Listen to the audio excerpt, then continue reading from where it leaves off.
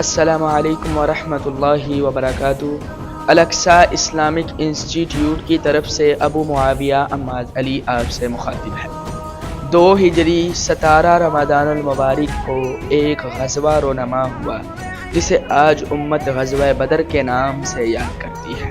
یہ دن حق و باطل کے درمیان فرق کرنے والا دن۔ یہ وہ معرکہ تھا جس میں ایک طرف مادی طاقت، اسلحہ کثرت تعداد کے ساتھ اور ظاہری شان و شوکت ایک طرف تھی، اور دوسری طرف ایمان کی حلاوت، یقین کی دولت، ایمان کی طاقت اور اللہ رب العزت پر بھروسہ کرنے والے چند مخلص افراد موجود تھے۔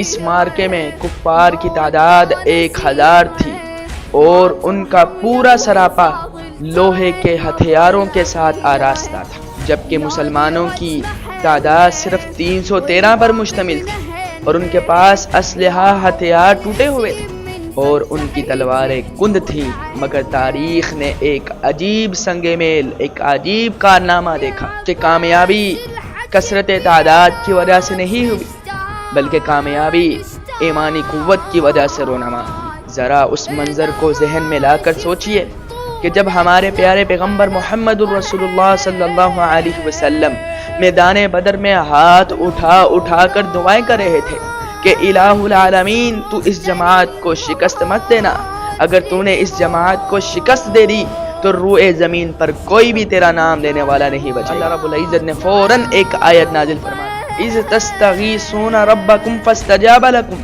جب تم اپنے رب سے ہاتھ اٹھا کر دعائیں مانگ رہے تھے تو تمہارے رب نے تمہاری دعا کو قبول کر دیا۔ انی ممدکم بألف من الملائکہ، کہ بے شک میں تمہاری 1000 فرشتوں کے ذریعے سے مدد کرنے والے مردفین، جو ایک دوسرے کے پیچھے آنے والے۔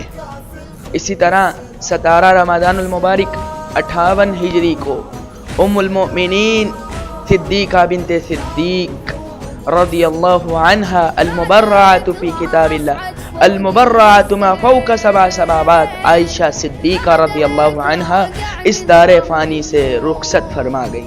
ام المؤمنین کی شخصیت محتاج تعارف نہیں۔ جب صحابہ کرام کو کسی مسئلے میں مشکل پیش آتی تھی تو ام المؤمنین کی طرف رجوع کرتے تھے۔ ام المؤمنین عائشہ سے مسئلہ پوچھتے تھے تو ام المؤمنین اتنے سادہ الفاظ میں مسئلہ سمجھا دیتی، انہیں فوراً وہ مسئلہ سمجھ آ جاتا۔ ان سے رسول اکرم صلی اللہ علیہ وسلم کو اس قدر محبت، سیدنا عمر بن عاص رضی اللہ عنہ نے سوال کیا، ای الناس احب الیک، کہ اللہ کے نبی لوگوں میں سے آپ کو سب سے زیادہ کون محبوب ہے؟ تو فرمایا عائشہ، مجھے لوگوں میں سب سے زیادہ محبوب عائشہ۔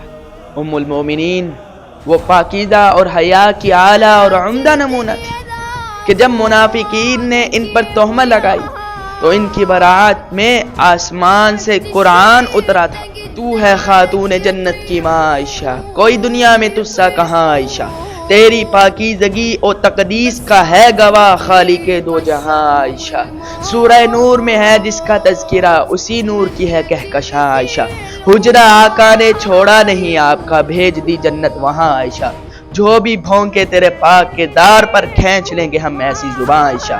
والسلام علیکم ورحمۃ اللہ وبرکاتہ۔